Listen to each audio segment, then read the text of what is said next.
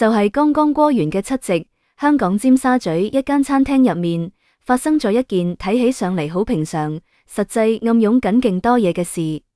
黃宗澤嗰個演咗10幾年反派、情史豐富嘅渣男專業戶，喺自己開嘅餐廳入面約咗一個女人食飯。呢個女人唔係第二個，正係已經結婚10年、生咗3個細路嘅鐘嘉欣。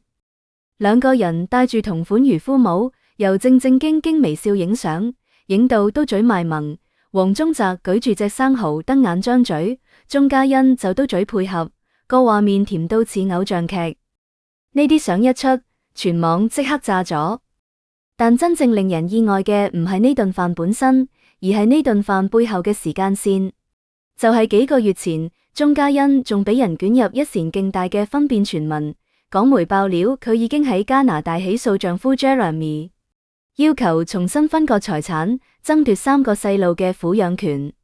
雖然佢本人後來出來辟謠，笑住話結咗婚就一定俾人轉離婚，好平常嘅啫。但有一個細節永遠都耐人尋味，佢42歲生日嗰日鋪出嚟嘅相，只係同好友楊西瑤嘅合照，身邊完全唔見老公嘅蹤影。一邊係婚姻甜蜜緊鑼密鼓準備10週年嘅官方講法，一邊係7夕深夜同昔日熒幕情人密會嘅實錘畫面，再加埋黃宗澤嗰句意味深長嘅說話，同埋兩個人至咗差不多20年，合作過5部劇、4次演情侶，但永遠都冇往愛情嗰邊行嘅微妙關係。呢到底只係一場老友之間嘅普通聚餐，定係某種更深層情感嘅暗湧？鐘嘉欣嘅婚姻真係好似佢講嘅咁穩穩嘅幸福嗎？黃宗澤嗰句終於等到啦，又藏住幾多冇講出口嘅說話？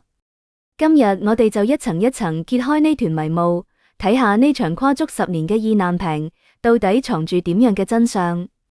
第一章，由溫哥華到香港，嘉欣嘅白月光人生。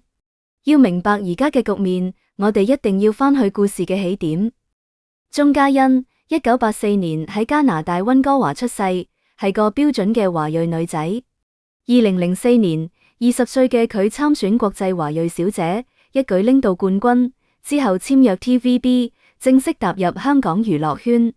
嗰陣嘅佢皮膚白皙，笑容甜絲絲，俾港媒叫做最清純花旦。佢嘅演藝生涯起步唔算特別驚艷，但勝在穩紮穩打。由皆大歡喜入面嘅配角，到法證先鋒入面嘅護士，再到搜神傳入面嘅計彩芝，佢一步一步累積人氣。直到2011年，佢同楊怡、胡杏兒、徐子珊、鄭法拉一齊俾人叫做 TVB 5大花旦，正式躋身一線藝人。但真正令佢封神嘅，就係2012年嘅《護花危情》。呢部劇入面，佢飾演富商個女喬子琳，一個因為童年創傷有心理病嘅女仔。黃宗澤就飾演保護證人組嘅督察許慧心，奉命保護佢。兩個人由互相試探到慢慢走近，再到生死相依，最後卻以許慧心車禍身亡嘅悲劇收場。大結局嗰日，喬子琳抱住成身都係血嘅許慧心，手入面攢住嗰張俾血掩供嘅音樂會門票。BGM 最幸福的事響起嗰一刻，無數觀眾喺屏幕前面喊到成身濕晒。我喺天鴿座守護你，呢句對白成為咗整整一代港劇迷嘅意難平。而夫外嘅鐘嘉欣，人生軌跡同樣充滿戲劇性。第二章，相識4天，閃婚10年，鐘嘉欣嘅童話婚姻。2015年就係《護花危情》播出3年之後，鐘嘉欣做咗一個令全香港都震驚嘅決定，佢宣布結婚，對象係一個叫 Jeremy 嘅圈外人，比佢大13歲，係個脊骨醫生。據知情人士透露，佢仲係前無綫集團主席梁乃鵬嘅侄仔。更加令人咋舌嘅係，兩個人先至咗4天，鐘嘉欣就認定佢係 Mr. Right。佢喺 Instagram 出咗一篇千字文，寫道：舊年年初，我終於遇到咗佢，我嘅丈夫 Jeremy。我哋由認識開始，就發現大家有共同嘅價值觀、信仰同埋講極都講唔完嘅話題。佢成熟穩重，充滿愛心，敬虔愛主，對我仲溫柔體貼。同年秋天 ，Jeremy 向佢求婚，年尾兩個人喺雙方家長同神嘅見證之下舉行咗婚禮。全香港嘅傳媒都用嫁俾愛情來形容呢段婚姻。結婚之後，鐘嘉欣毅然放下如日中天嘅演藝事業，移居加拿大，專心做全職媽媽。2016年、2018年、2022年，佢先後生咗2個女1個仔，湊成5口之家。嗰幾年，佢社交媒體上面嘅相全部都係素顏去超市買嘢、接送細路、住親子裝嘅合照，甜到漏。所有人都以為呢就係童話嘅結局，但童話往往都經唔起現實嘅考驗。第3章，裂痕初現，3個細路佔滿我24小時。2025年8月，鐘嘉欣喺好友嘅網絡節目入面，第一次坦誠講出婚姻入面嘅困境。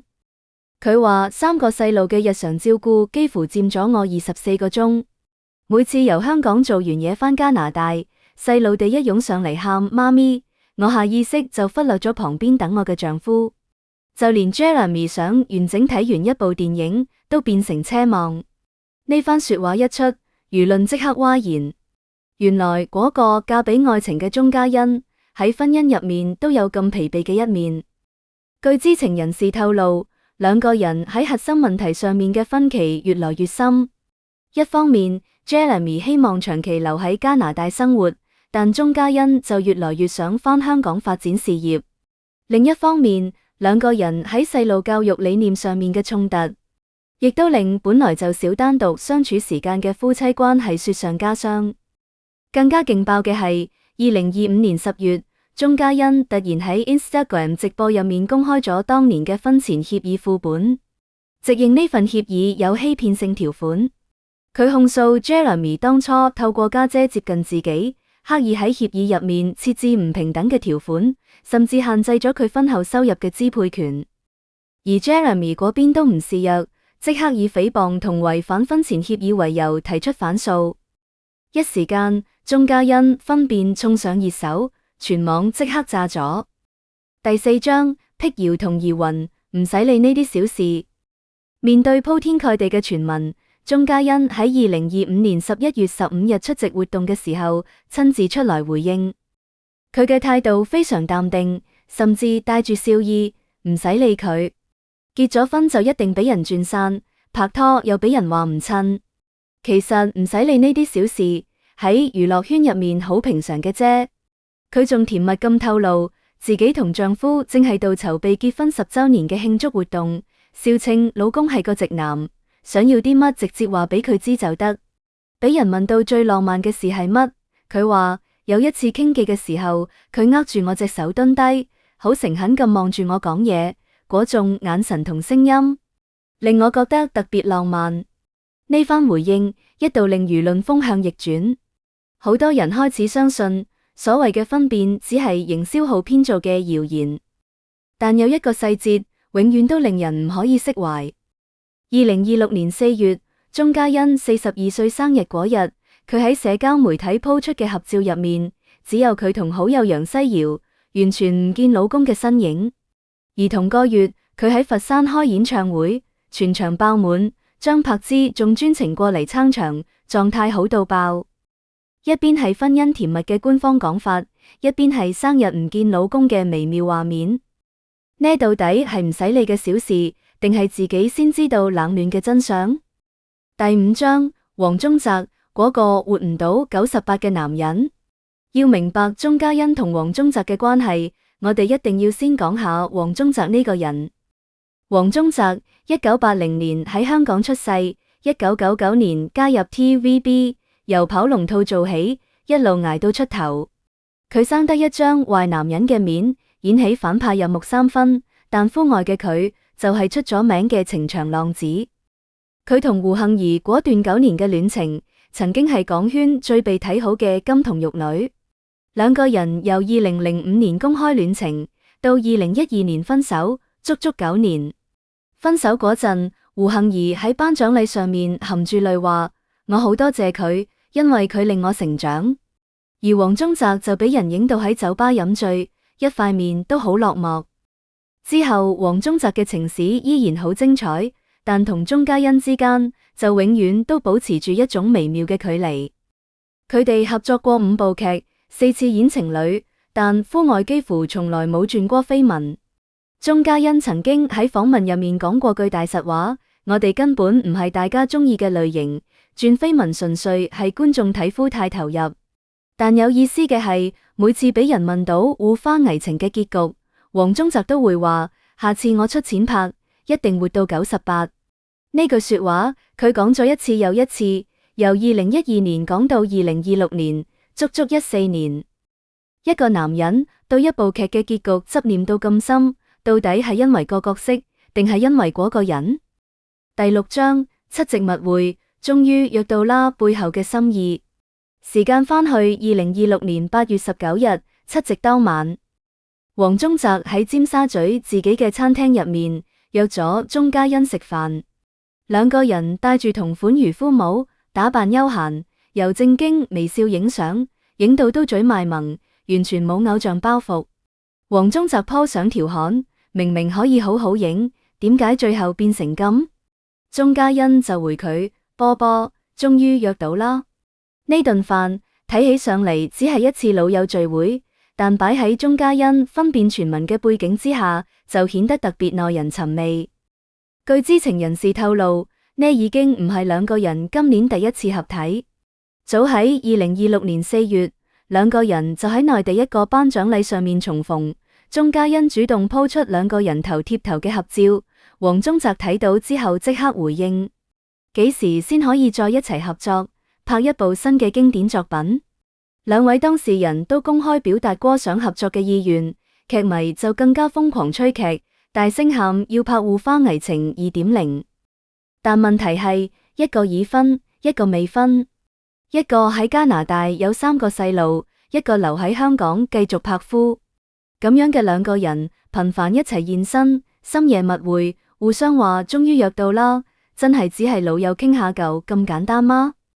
有網友喺評論區大聲喊原地結婚，亦都有人話有啲關係唔往愛情嗰邊行，反而可以走足一世。到底會係邊一種？第7章啲冇講出口嘅說話。鐘嘉欣曾經講過，我同黃宗澤根本唔係大家中意嘅類型，但佢亦都講過，黃宗澤喺我嘅演藝生涯入面留低咗好重要嘅一筆。黃宗澤曾經講過，下次我出錢拍，一定活到98。但佢亦都講過，我哋只係好好嘅朋友。呢啲說話睇起上嚟好似矛盾，實際就藏住一種更深層嘅情感，唔係愛情，但比愛情更加長久；唔係婚姻，但比婚姻更加穩固。佢哋至咗差不多20年，合作5部劇，4次演情侶，3次都冇好結局。夫入面，佢哋係生死相依嘅戀人；夫外，佢哋係彼此生命入面最熟悉嘅陌生人。鐘嘉欣選擇咗婚姻，選擇咗家庭，選擇咗去加拿大做全職媽媽。黃宗澤選擇咗事業，選擇咗自由，選擇留喺香港繼續拍夫。佢哋嘅人生軌跡就似兩條平行線，間中會交匯，但從來冇真正重疊過。但每一次交匯都足以令無數劇迷覺得好心痛。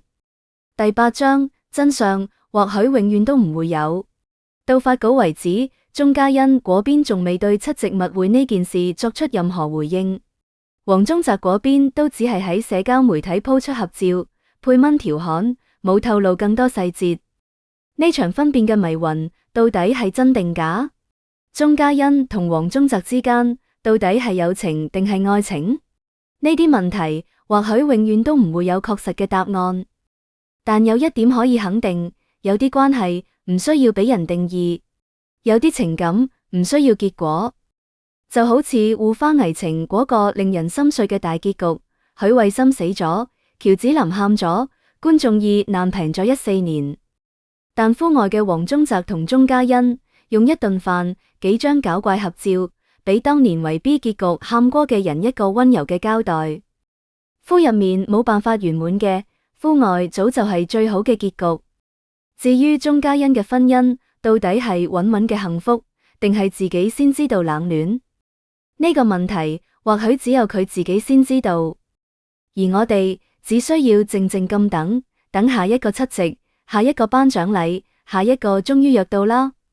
有人話娛樂圈嘅愛情就似一場盛大嘅煙花，好絢爛，但好短暫。鐘嘉欣同黃宗澤嘅故事，或許就係呢句說話最好嘅注腳。佢哋唔係戀人，但比戀人更加明白大家。